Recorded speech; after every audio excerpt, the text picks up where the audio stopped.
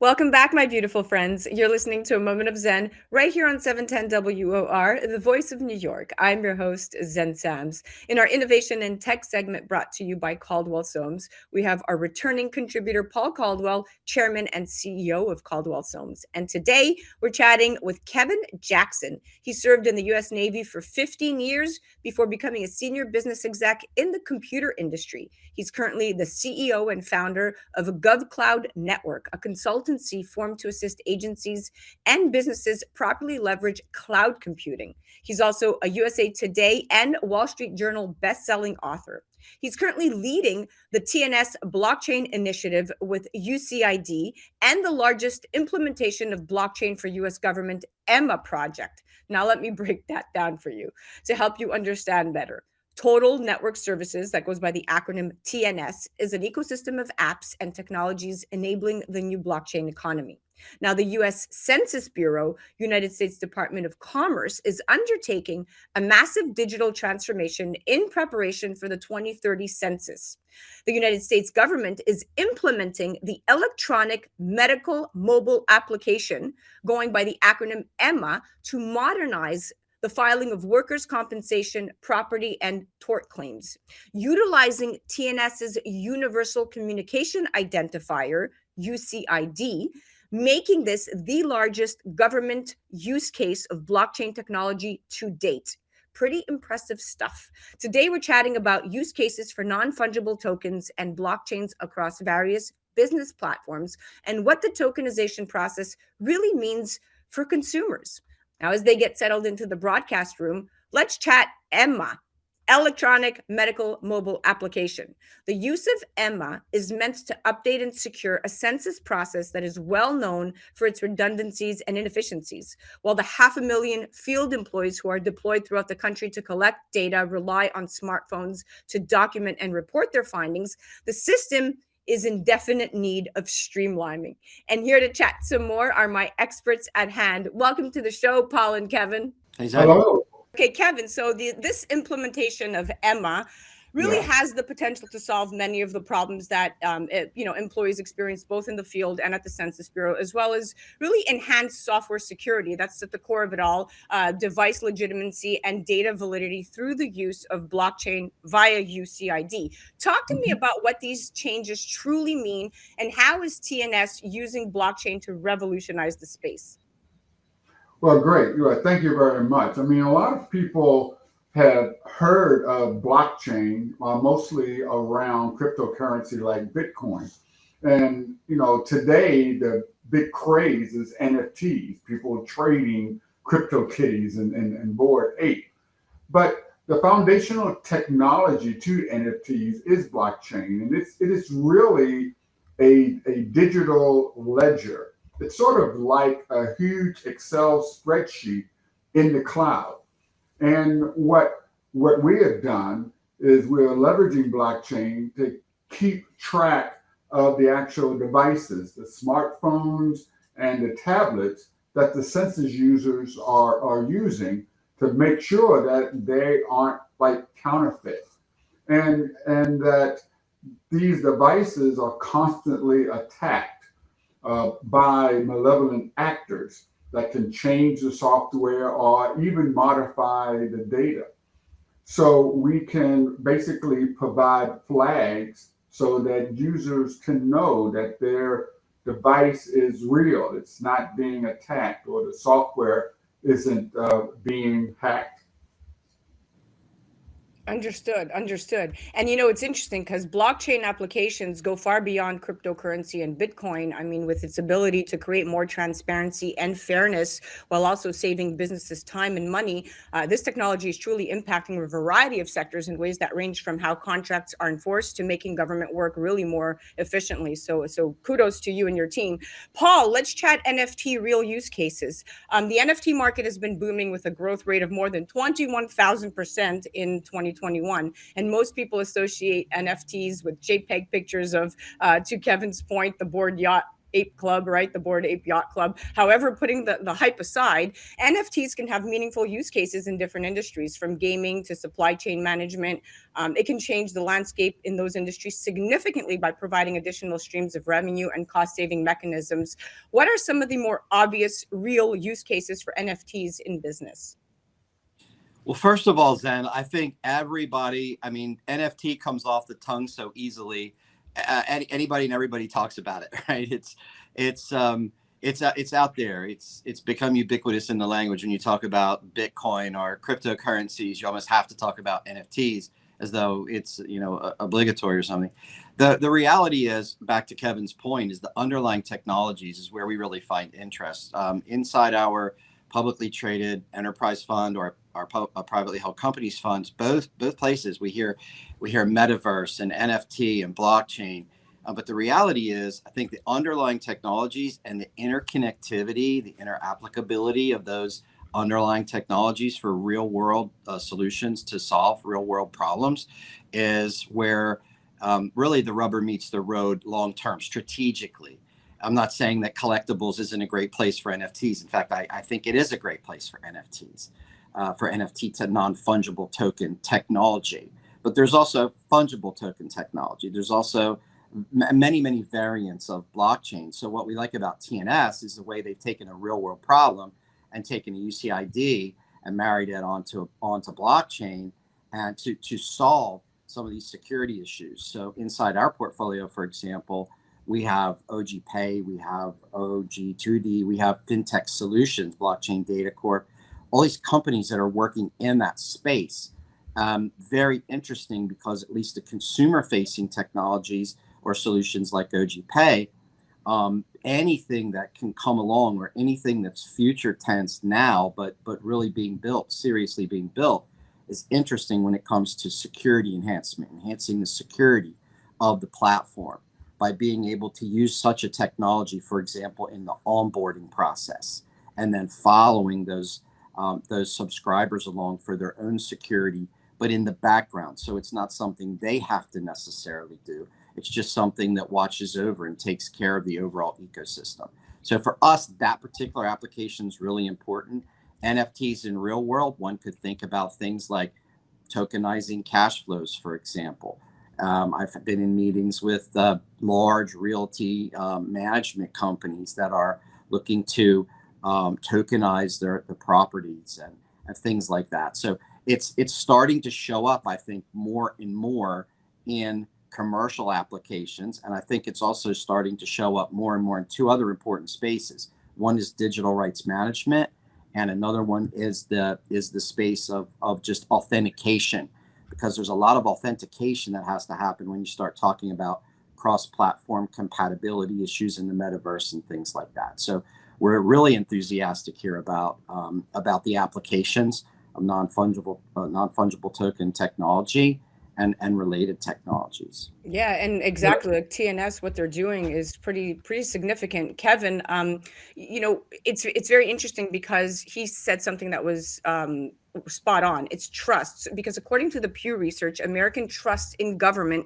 is near an all-time low. So with only Mhm. 18% of Americans saying that they can trust the government to do what is right most of the time, and reasons for this distrust are numerous and really rather complex. But there's potential for blockchain to really contribute to a reversal of this trend. And a key feature of blockchain-based solutions is transparency through decentralization, allowing really participating parties to see and verify data. Blockchain solution for some citizen services could allow for independent verification of government claims. For example, I read not long ago that the government of Sweden, Estonia, and Georgia are experimenting with blockchain-based land registries, enabling multiple parties to securely hold copies of the registry. This model could really help quickly solve property disputes or prevent them altogether.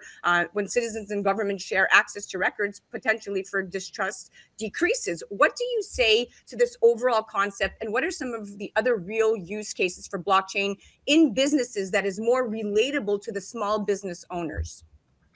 Yeah, well, one of the big things I like to expand a little bit on what Paul had mentioned is that most of our lives now really have transitioned to the virtual world. And we all know how important it is to protect your own identity, the user. We also know how important it is to protect the data by leveraging encryption. But one thing that we have failed to do is actually protect the device to ensure that the device hasn't been tampered with, or that that device is actually has provenance, a good pedigree, that it hasn't come from a bad place. And that's what tokenization and the UCID is actually doing. It gives you the ability to have that visibility into the life cycle of the device. We hope to be working with manufacturers so that when a device is born, so to speak, you have a birth certificate that includes a UCID. And now you can track that device through its life cycle to ensure that it doesn't have counterfeit parts, or that the software has not been tampered with in any way. And this is becomes even more important as the Internet of Things invades our life. It's not just our smartphone or our tablet, but it's the car that we drive. It's the locks on our doors. It's the Alexa that's sitting right next to me, so to speak. Right. The Internet of Things, the things that are connected to the Internet, outnumber humans 10 to 1 already. And they are more and more important to our lives. Just think about all of these things that you interact with every day. I'm sure people in the audience actually interact or talk to their refrigerators and their stoves. These things are all connected to the internet. So UCID actually is one of the first technologies that enables the protection or the visibility into the life cycle of the Internet of Things. It's brilliant, really brilliant. And as I hear you speak, we have about a minute left, and I want to just wrap up this segment. But there's countless examples of use cases, obviously, for tokenization. And what I'm hearing is the two most common for merchants and services providers use it for really for digital information security. So cardholder data, right, is what you just said. Yes. The irreversible nature of tokens really at this point offers such a high level of security that tokenization has become a prevalent method to protect cardholder data, including debit and credit card numbers. So that's extremely important. And then payment data, to Paul's point, banks, e-commerce retailers, and service providers worldwide have adopted tokenization as a way to process these payments and store payment data for future transactions. So it's really quite brilliant. This brings us to the end of this session. I want to thank both of you gentlemen for piping in here. Obviously, it's complicated stuff, but thank you so much for helping me simplify it. Paul, always a pleasure to have you. Kevin, thank you so much. Thank Pleasure, you. Zen. Guys, you definitely have to check them out on the internet. Head to Kevin L. Jackson, not just Kevin Jackson, Kevin L. Jackson, to hear him speak. He's on other podcasts. He's all over the internet, a professor, a New York Times bestseller. That was our innovation and tech segment brought to us by Caldwell Soames. Definitely check out ogpay.com as well. You're listening to A Moment of Zen right here on 710 WOR, the voice of New York. We'll be right back after this. A Moment of Zen is brought to you by Caldwell Soames Incorporated, investing globally in transformative businesses like Original Digital Corporation, or ODC. ODC develops advanced consumer and commercial fintech solutions such as OGPay, which will transform the way you manage your money. From sending and receiving money globally for free, paying for goods and services in person and online, pay bills, buy and sell digital currencies, all while earning interest. OGPay is easy to set up, FDIC insured, and your information is secured. Check out ogpay.com. Okay, welcome back to our innovation and tech segment brought to us by Caldwell Soames. We're chatting with our experts at hand, Paul Caldwell and Kevin Jackson. Welcome back, gentlemen. Hello. Thanks, you. Zen.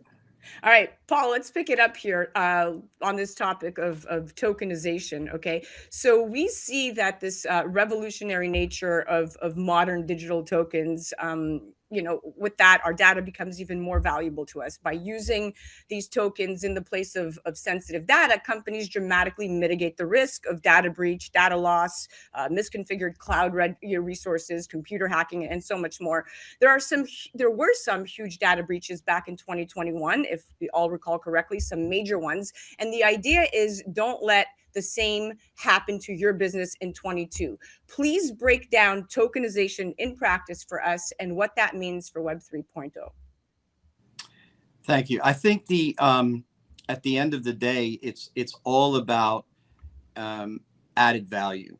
I think that, and whether that added value comes in the form of additional types of security for the consumer or the businesses or the platforms or the networks, or whether that added value comes in the form of new services or new offerings that can be put together or brought to market, or new value get added to existing things that become a higher value proposition in the market, tokenization has a role to play. I think in Europe, with their GDPR standards, for example, and how they tokenize transactions is a very interesting use case to look at if you want to go back 5, 7, I guess set to 2012 now, actually 10 years now. You go back and you can see where the conversation was getting very picking up a lot of steam around tokenization of information at all levels, and platforms that would be able to accept that. And then they ran into a bunch of trouble because they had credit card companies, merchant services companies that were providing card services to companies that would tokenize the card number, for example. But then if that customer wanted to go to another merchant service provider, like they wanted to leave one and go to the other could not use those tokens. They couldn't use those tokenized cards. So now a merchant's stuck because a customer is stuck because they have millions of records, millions of transaction data points, and they can't do anything with it because they can't move those tokens over to the other provider, because those tokens were proprietary to the initial provider. So their tokenization is great, but it's not ubiquitous. It doesn't transfer one to another. So then technologies were started to be built out that are there today to allow for cross-platform compatibility of tokens. So tokenizing information is really not a new thing today. It's not something that someone came up with last week. What we're seeing now is some of the outcomes that back 10 years ago were people putting things together with the end in mind, which was today. And we're starting to see that show up in the world. I think we could bet on increased and enhanced levels and types of tokenization. We're seeing some fractal things coming in. We're seeing some new tokenization technologies that are being built for quantum computing that I think are very, I'm really enthusiastic about that. Anything quantum computing I'm enthusiastic about. But I think the tokenization and the cross-platform, the compatibility mechanisms also play very heavily, especially in things like gaming. Think about gaming. Yeah. I mean, if you want to have your own persona in gaming and you spend all this time, energy, effort, money in building out your you, and then all of a sudden now you want to take your you to another game to play, well, there has to be some way to authenticate you onto that other game.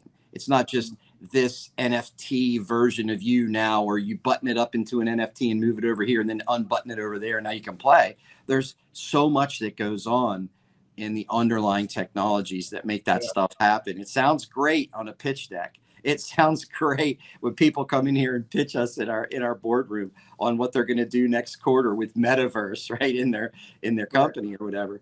But there's a lot of underlying technology that's just in its infancy at the moment. Yeah, lots of complicated stuff. Kevin, you want to pipe in here? Yeah, absolutely. I think what he's bringing up is this need for cross-chain interoperability.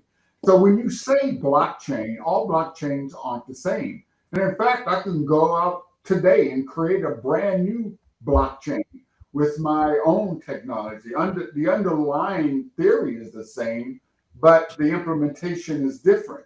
And if you create something on my blockchain, you may not be able to take it to an Ethereum blockchain or a XYZ blockchain.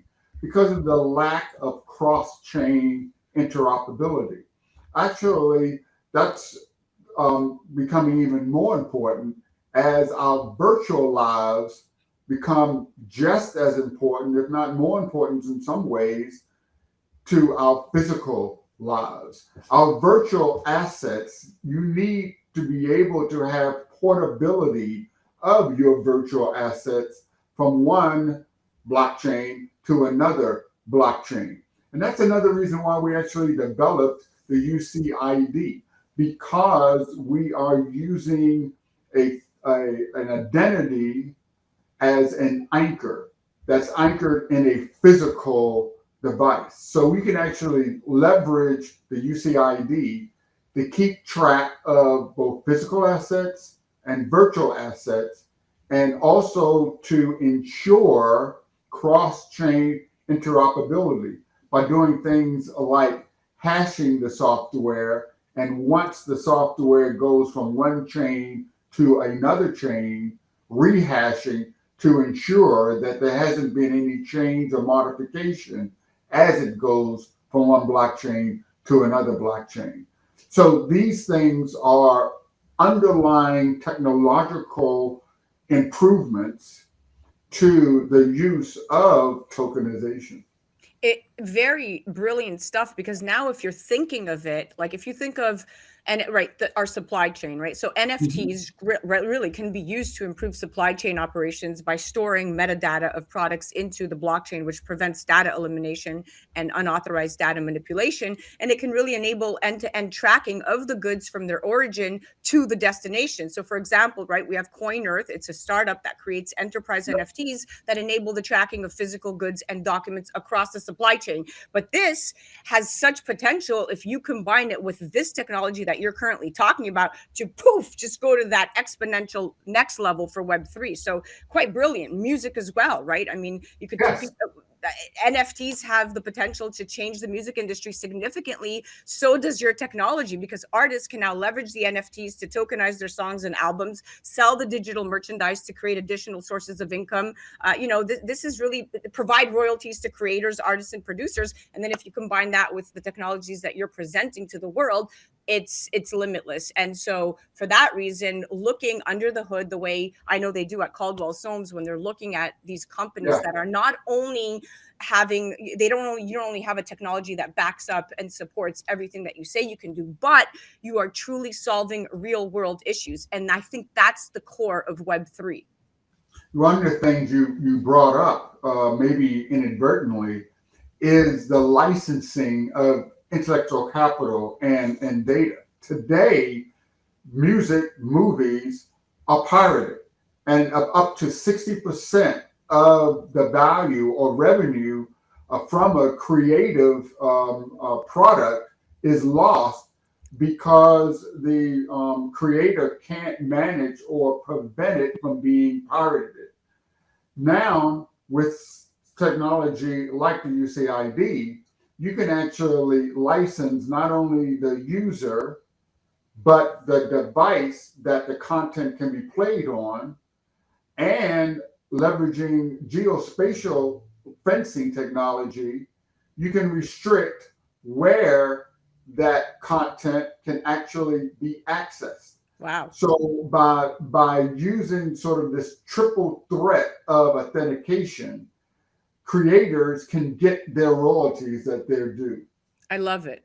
I love it. This is some fabulous, brilliant stuff. Paul, you brought in an awesome guest. Paul, let's talk about very quickly. We have about like 2-3 minutes left, but I want to talk about fashion NFTs and how they can be used as collectible pieces. And really now we need to be securing a lot of these transactions really in the metaverse. But if you're really looking at it from the bird's eye view, they can be used as virtual garments, right? These NFTs, these collectible pieces. I'm going to give you some great examples with Gucci and what they're doing, but they can be used as virtual garments that someone can wear while meeting a friend, partying, or attending a meeting. And fashion brands have now started experimenting with NFTs. For instance, Gucci sold a digital-only bag on Roblox. Roblox, as we know, is metaverse space for $4,000 and change. Dolce & Gabbana creatively combined the physical and the virtual world world when they auctioned their 9-piece NFT for $5.5 million. And this included 5 physical pieces with NFT versions for metaverse and 4 digital only pieces. Talk to me, Paul, about how a technology like UCDI. Now I'm starting to confuse my acronyms. Talk to me about how this technology, coupled with the backings of, say, an OG Pay, can really secure the user experience and be able to take your clothing out of roadblocks that belongs to Gucci and interoperably blend it and securely own it in another metaverse land. Hey, it's easy to get your acronyms back. It's in this space, so easy. Well, that's a lot to unpack in one minute, but you have more than a minute. Okay. So the idea is that yes, there's a lot of that going on. We're enthusiastic about Paula Martin's brand, for example, because we're involved with that in our portfolio, and we love what they're doing with blockchain, with NFTs, with unique designs that their designers create down in Brazil, and they bring all of that wonderful design to the world, and they NFT the scarves and the clothing. And the reason they do that is because they understand that if you buy a pair of those shoes, you may also want to wear those shoes virtually sometime in the metaverse, or in some other digital representation of that product, some other use case for it. And that may be cross platforming it into another, one environment to another at some point. So it doesn't start there in the metaverse. It actually starts with a designer that has enough forethought to bring that question to the conversation when they're developing and they're beginning and they're starting up their digital footprint, their digital representation of their brands. And I think that's the really interesting place. I see all the big houses have been doing it for some time, as you said, and I think it's really creative, the things they can do. They have an advantage to a point when it comes to leveraging the value of their existing brand already. They have existing brand value. I think companies that are finding really interesting and unique ways to leverage these technologies is where I'm most really interested. Companies like Organo, who just won a global award for the most innovative and best organic coffee product. Wow.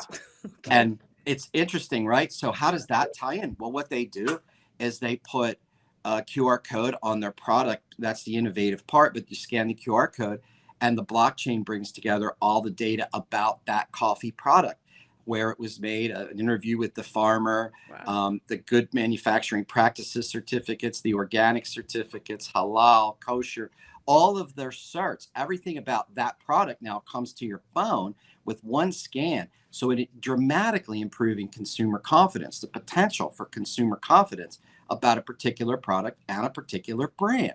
And that brand is in 30 plus countries, so it can impact a lot of people. So I think it's about existing brands that have not traditionally been thought of as technology enabled, if you will. Yeah. And then you take it to that whole next level. What if that product, as an example, or Paula Martin's or Gucci or the ones that you mentioned, what if they could then make one of their product attributes a form of the UCID? What if that could happen? Think about that. So it's not just about a phone that gets manufactured and has an EMEI or whatever, all these different things that are built in to identify the phone. Right. There are a lot of digital technologies that are now, as you mentioned, Zen, being built into consumer packaged goods, into fashion, into consumable brewed beverage products, all kinds of things. What if then you could take the same technology and enable these products? I think the ability to reduce waste and fraud and abuse of these brands and these products goes up exponentially when you begin to actually use things like Right. the TNS and these folks are put together. Yeah, it's Right. actually pretty incredible. Well, this brings us to another end of our segment. I want to thank you both for joining us. We're out of time. love to have you back on again, Kevin. You're full of insight. Thank you. Thank you. Yes, absolutely. Paul, so nice to have you back. Thanks, Zen. My pleasure. Absolutely. Guys, check out Total Network Services. They're on the web. Great ecosystem of apps and technologies really enabling the new blockchain economy. Definitely check them out. Also, check out Kevin L. Jackson, full of knowledge. He has a great populated link tree, and he will be able to give you insight on anything going on in the metaverse, Web3, blockchain technology, just a plethora of knowledge. That was our innovation and tech segment brought to us by Caldwell Soames. You're listening to A Moment of Zen right here on 710 WOR, the voice of New York. We'll be right back after this.